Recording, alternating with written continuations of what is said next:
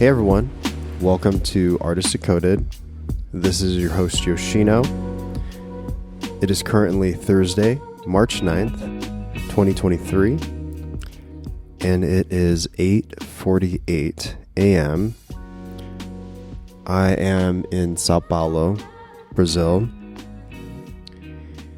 and before I left California to come out to Brazil to continue my journey, my travels, I was on a run, and I think that day I particularly had some anxiety and some negative thoughts that were coming into my head. And then I went on this run, and in general, going on runs or doing some sort of physical activities, at least for me, generally lends itself to some pretty positive results in terms of changing my mood, making me feel better, and those sort of things. So I highly encourage anyone to just, even as simple as go for a walk if you feel stuck, really be cognizant of that energy, because your body is telling you something. You know, maybe you just need to move around. You feel a bit stuffy and you feel like the ideas aren't flowing. Maybe you just need to stretch. Something about going outside and feeling the rays on your face and breathing in fresh air. Doing a little stretch in the park, walking down, observing little ants, bringing things back to their ant cave. I don't know exactly what it's called. What is that called? An ant cave? Ant farm? No, not an ant farm. An ant dwelling. And and just really enjoy the presentness of the moment. And so where I was going with the story is that I was on this run. I was having these negative thoughts. And it could be for a lot of things. Could be comparing myself to other people, or, the advent of mass media has a tendency to do that, where it gives all these different access points in which you can compare yourself to other people. I think being conscious of how much outside sources that you intake, I think, is very helpful. A lot of times, actually, I won't check my social media pages for weeks, which is good and bad, but it certainly allows for more clarity and peace, at least for me. And on this run, this message kept on coming into my brain that said love and compassion, love and compassion. And immediately I just felt so much better. And I was thinking, well, I was kind of questioning it as I do. I was thinking, love and compassion, what do you mean? Well, love and compassion can be directed towards other people. I think at that moment it was saying to have love and compassion for myself. Be kinder to myself. And I think that there's a lot to be gained from really living with love and compassion. And I recently came across this quote from the Tao Te Ching, and let me read it to you. Simplicity, patience, compassion. These three are your greatest treasures. Simple in actions and thoughts, you return to the source of being. Patient with both friends and enemies, you accord with the way things are. Compassionate toward yourself, you reconcile all beings in the world. And it's funny, as I was actually trying to look up another Tao Te Ching quote, and this one immediately came up, which is such a strange occurrence sometimes. It works perfect for the context of the thought that I had. Let me read it again. Simplicity, patience, compassion. These three are your greatest treasures. Simple in actions and thoughts, you return to the source of being. Patient with both friends and enemies, you accord with the way things are. Compassionate toward yourself, you reconcile all beings in the world. God, it's such a beautiful quote. It's such a beautiful passage. And I think it's incredibly important to just have patience with ourselves, especially because we live, at least in Western societies, we live in, and I believe this is a global issue too, in a world that is so productivity oriented that you need to accomplish something. Or even, I don't know for you, but at least for me, when I was really young, and I remember this specifically, when I was in first grade, our teachers had us do this project, and it was about what you wanted to be when you grew up. Doesn't seem that harmful, right? But it does perpetuate this sense that you need to become something. And it's not encouraging the fact that you already are something. And we all already are something. And maybe we can be encouraged to become more of what we already are, as opposed to thinking about what we want to be. Maybe there's just skill sets along the way that will help you become what you already were. And I believe that's kind of the beauty of artwork, in a way, is that it creates these access points for self-expression, whether you're painting or writing, taking photos, creating sculptures. There's nothing more beautiful than self-expression. I take that back. There's a lot of beauty out there.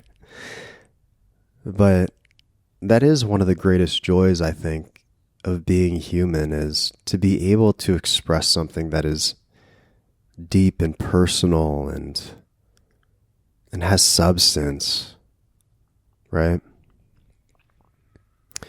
And so, going back to this idea of love and compassion, the past few months I've been diving into various types of texts, from Sufi mysticism to different religious studies.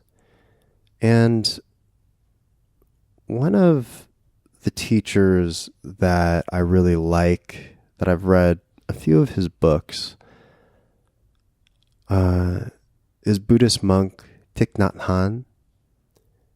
And I came across this video of his where there's like this little blonde girl, and I think, in the audience, there's just all these kids.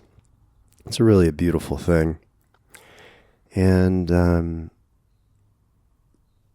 I believe this little girl, she's sitting there to the left of the screen. She's kind of nervously twiddling her hands as if someone volunteered for her to get up there on the stage to ask Thich Nhat Hanh the question. And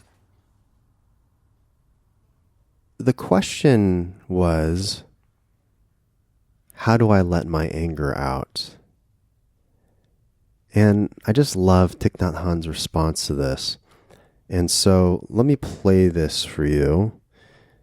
And then I will continue to discuss. When I get angry, how do I let my anger out? When I'm angry, how do I let my anger out?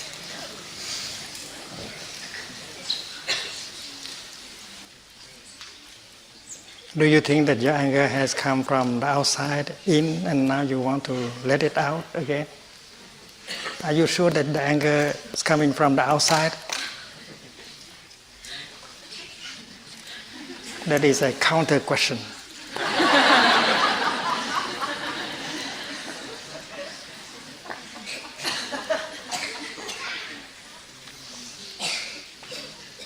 In Plum Village, we learn how to deal with our anger, how to take care of our anger.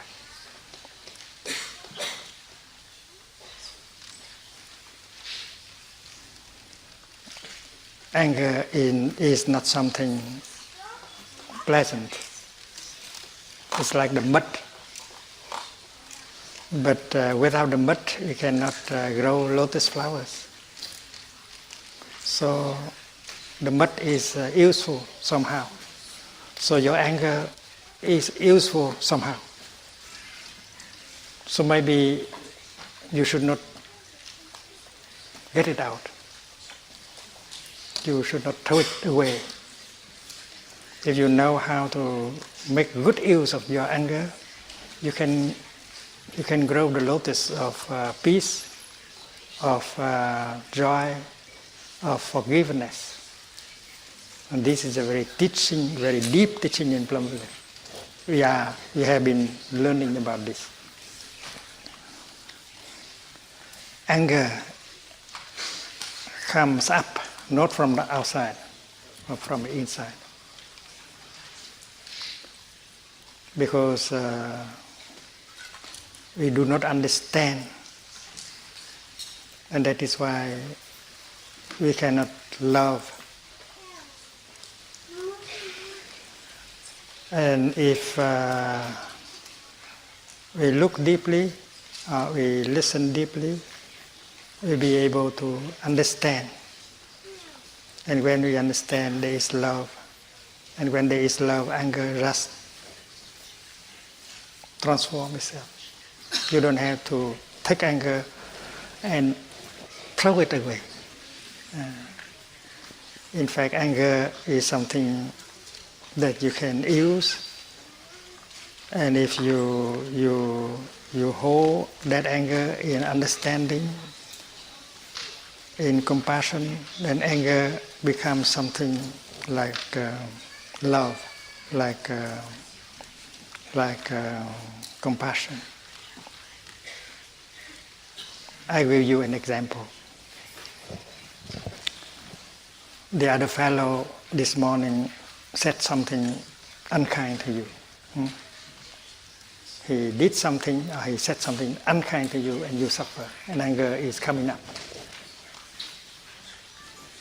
And usually, if you are not a good practitioner, you want to give that boy or that girl a punch, punish him or her, and that is anger in us. And that anger is a kind of mud. It could smear everything. So we need to be aware that that mud of anger we have to handle, and do not let the mud to smear us and smear the other person.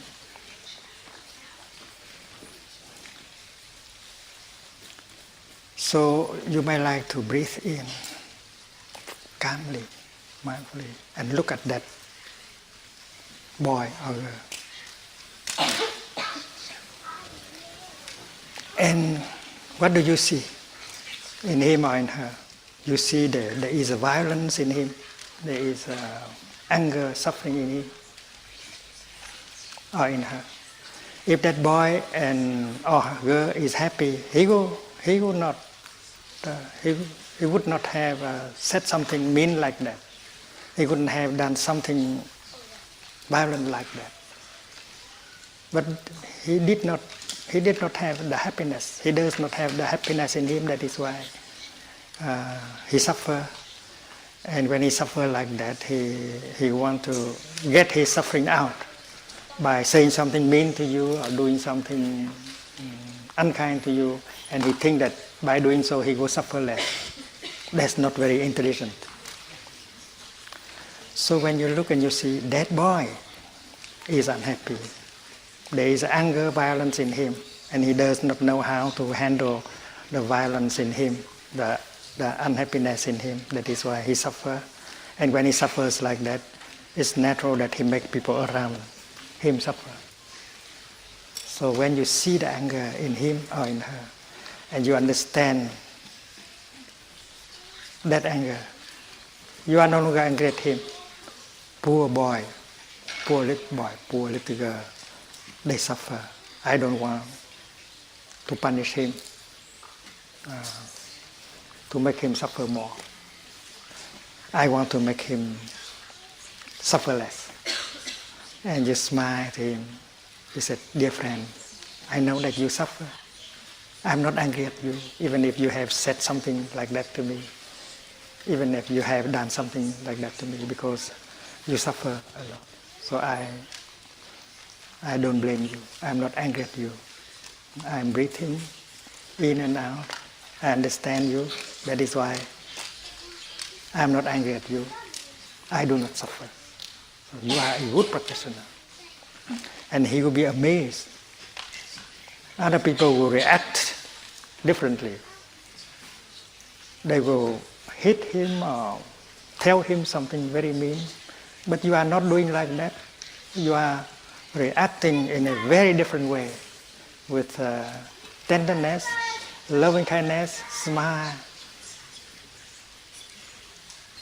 And he will be amazed. And one day he will ask you, how can you do that?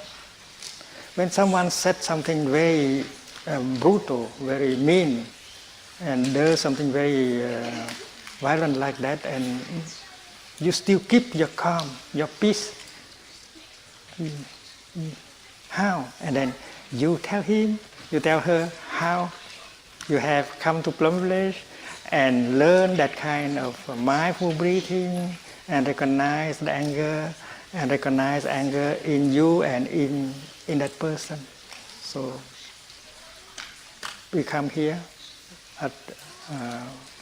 as very young people, and we learn these wonderful things. And you might be able to share that with your friends when you go back to school. That is also a good question.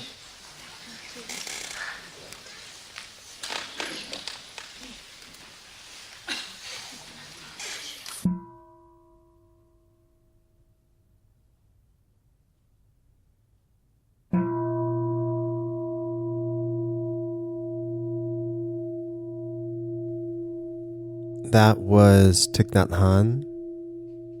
And I love that he's telling these wisdoms to children, but they're very, very applicable to adults and people in general.